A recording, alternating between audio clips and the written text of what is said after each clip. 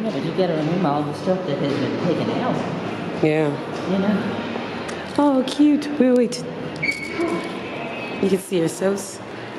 Give a little.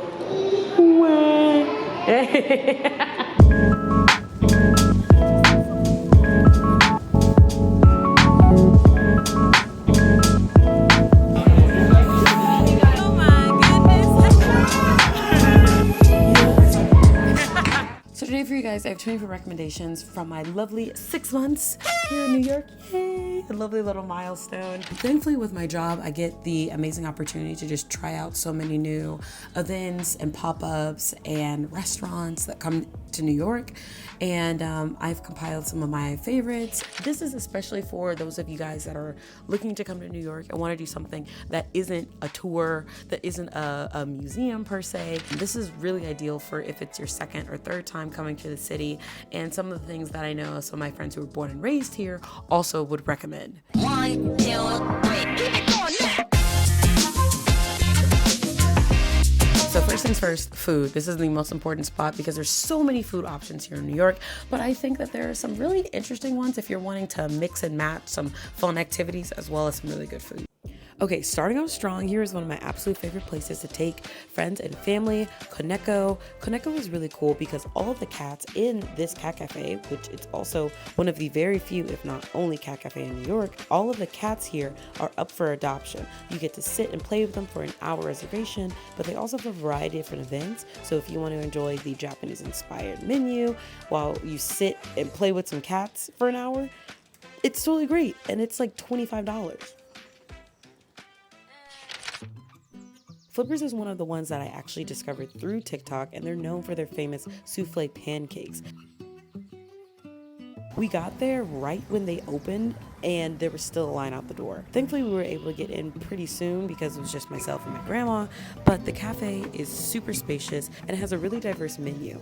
I got the matcha souffle pancakes, and I wanted my grandma to try, but she was not very entertained by this, but she had a great time, I swear. Like she really enjoyed her meal. Got her coffee and everything. Honestly, it sucks ripping into these freaking pancakes because they're so pretty, but they also taste so great. One of the few places I found through TikTok where I absolutely want to go back. Honestly, living in the city, I don't find myself returning to places all that often because there's so many options, but Flippers is definitely one I recommend for just a great breakfast that won't break the bank. And speaking of breaking the bank, here's Izakaya Nana. Definitely a place you want to visit after a payday because she ain't cheap. This has to be by far one of the tastiest, most creative displays of food I've seen. Look at this menu. Just take a minute and look at this menu. She is gorgeous. They went viral on TikTok because they have this ramen in an instant ramen cup, but it comes with like prime cut wagyu, and then also these little Dragon Ball inspired sushi balls. Super gorgeous. I mean, I'm just like floored. They also have $2 skewers, so they have a really nice variety of seating areas as well if you want something more intimate or something more open. There's a wide variety of izakayas across New York, but Izakaya Nana absolutely takes the cake for me. God bless our troops, God bless America, and gentlemen, start your engine! More ramen, baby. I'm a soup girl, okay? If it's not clear already, I'm a soup girl. I love me a good bowl of ramen, and this is where the Instant Noodle Factory comes into play. Now, if you're someone that likes to really mix and match and customize your food, this is the perfect place for you. They just recently opened a second location in Manhattan, but their original location in Queens is insane. They have over 100 different types of ramen from all over the world, so if you want to try something a little bit more spicy, if you want to try something a little bit more salty, they even have sweet kinds of ramen. They walk you through the entire process, and it's been a lot of fun to take people. Speaking of using your hands, we're on to 8 Crazy Bites, which has, I think they have like 3 or 4 locations. They have halal options on the menu. It's not super expensive, and the biggest selling point, you get to play games while you eat. I don't know if these systems are jailbroken or what, but there's like 12 million gaming options. Fair disclaimer that me and Dilly kind of had trouble getting the game started. We would click on one thing, it would give us an error. We actually had to get up and ask an attendant to help us get things situated. But once we got cooking, it was a fun time. So I'm a little biased here because I actually went on La Barca Cantina for the first time for a PR work thing. So press events are a little bit different than when it's just naturally open for the public, but all the food we were served, all the drinks that we were given are currently available. Essentially, it's tacos on a boat. You get to experience a full restaurant, bar, night out while sailing across the coastline, and I think it's a fun alternative instead of an overpriced cruise or touristy ferry for a night out.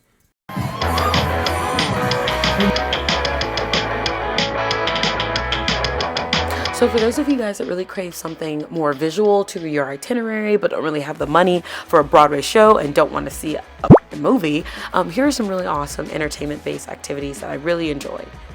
This is a pic that I know I'm kind of blinded by my love for this place because it's my neighborhood hidden gem. But one thing about Red Pavilion, they always have an event going on, some type of extravaganza. And I've been to about 4 of their events. They host jazz nights, they host burlesque events, and I really like that they offer a nice range of ticket price. What makes a good club for me is the atmosphere, and the crowds at Red Pavilion are always young, diverse, and really outgoing. I've never had a bad experience here.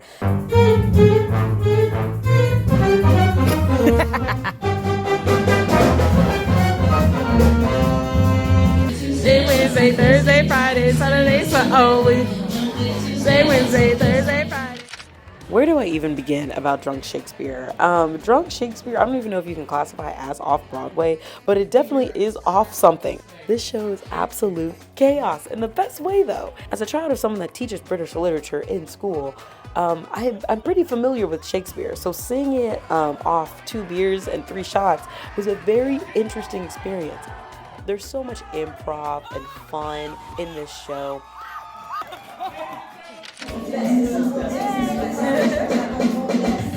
Now this was one of my favorites. Honestly, it was just really cute to do something like this with my grandma. I think we had a great time. Paint and Pour is, I believe, the only Paint and Pour experience in New York, and it's Black owned. Hello humans, how y'all feel tonight?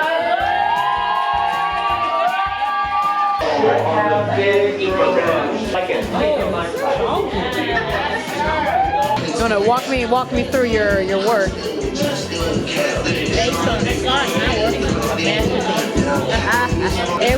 It looks like a great toaster, the movie. They have multiple locations, but we went to the Harlem location. They have such a cool vibe about them. Like, not only is the food really good, but it's a completely open bar. It's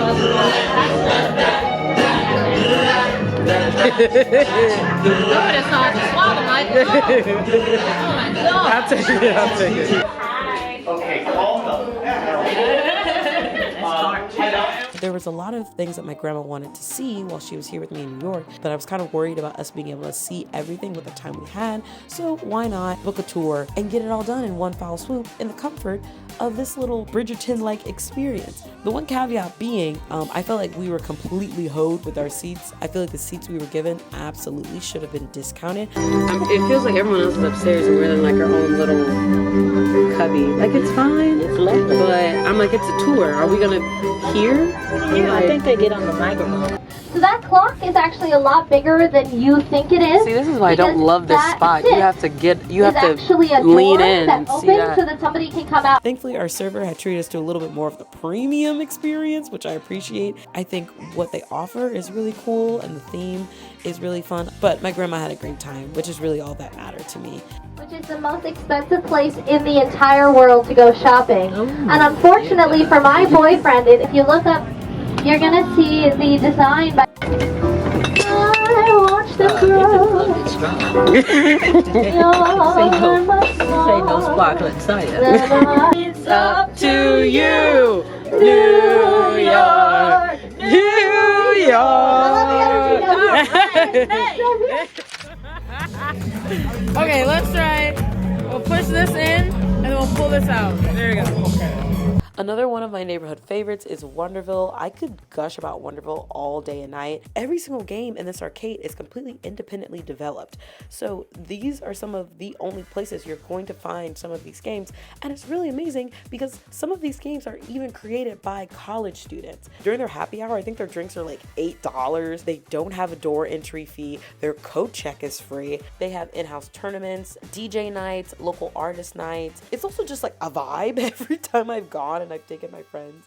Their calendar is always booked and busy. And one thing that's also really cool is that, hey, if you're an introvert and don't feel like talking to anyone, you can literally bring your Switch and they'll plug it up to the TV by the bar and you can play your Switch by the bar. It's just a really great local experience.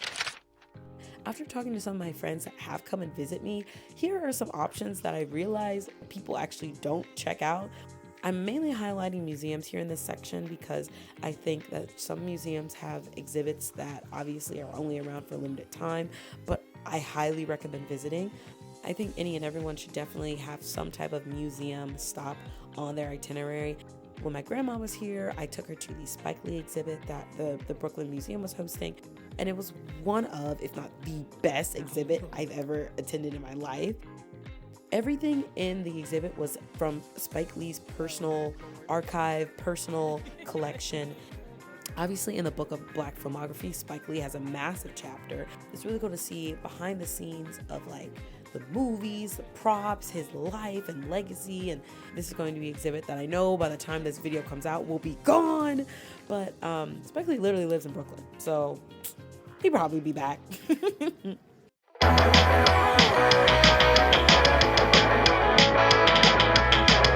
Now on to my favorite category, activities. We're going to be doing a little bit of everything here. So if you enjoy museums, if you enjoy arcades, these are some of my favorite picks for activities. Now entering the freaking mecca for if you love blind boxes.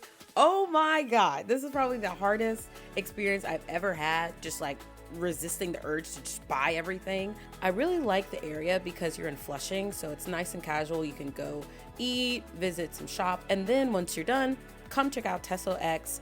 So Tesso X is really cool because not only is it an offshoot of Tesso Life, but this is 10 times bigger and it features claw machines with all of their blind box and plushie products. So for all of my blind box collectors out there, they have an entire wall full of rows and rows of blind boxes outside of the box. So you can look through and find specific figurines you might have been hoping to get. These are blind boxes that are in really perfect condition, but maybe the box was messed up so the store can't sell it. So you can exchange cash for coins and then go throughout the building and just like play as many games as you like. Thankfully, when we went, each and every one of us won something, which was super nice.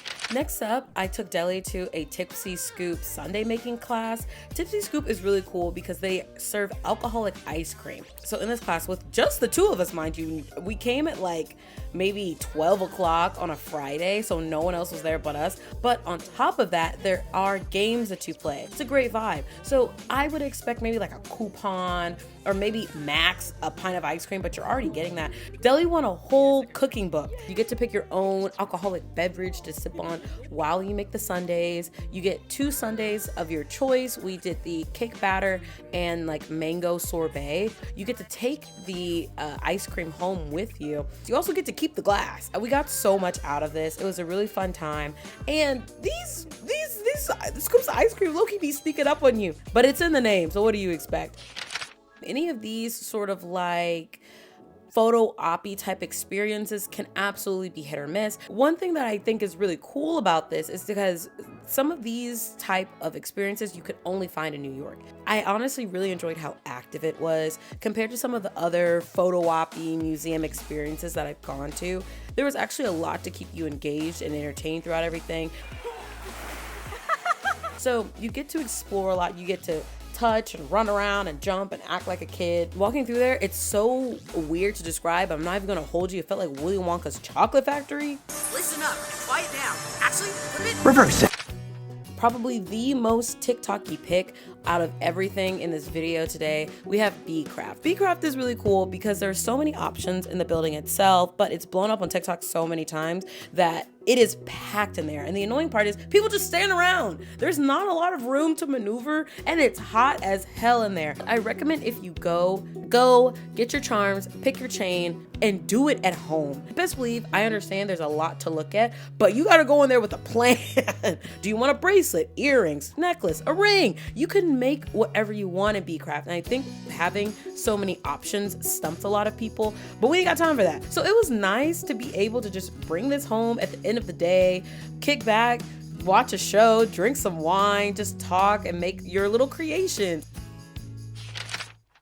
So when my grandma came to visit me, I took her to the rink at the Rockefeller Center because I wanted to give her like that cheesy Hallmark New York experience, and nothing, at least for me as a Tennessean, screams Christmas in a big city than the rink at the Rockefeller Center. This place was honestly not as big as some of the other rinks across the city, but I'm just inserting this as a blank ice skating because ice skating at any time, especially in the winter coming in New York, I think it's just so iconic. Maybe it's my own bias again because where I'm from, we don't get snow. So this is just a really wholesome childhood dream that I'm able to accomplish just stumbling around this rink. My grandma got a little standing ovation when she got off the ice because there were no other grandmas out on the ice because you are never too old to do something new. And both of us got out there on the ice for the first time and had a great time. A lot of my experiences in New York involve me also having a glass in my hand. There's an interesting new drinking culture in the city that I didn't experience when I was in Austin. I recommend going at night. When I went, there wasn't an attendant in our cable car. Some of the other clips I see, there is, but we were just able to sip on a little something, enjoy the gorgeous New York City skyline at night. Doesn't matter what the weather is. This is a great way to slow down and really enjoy like, oh, New York City, like that's crazy. I've had a lot of moments like that, but this is definitely one of them.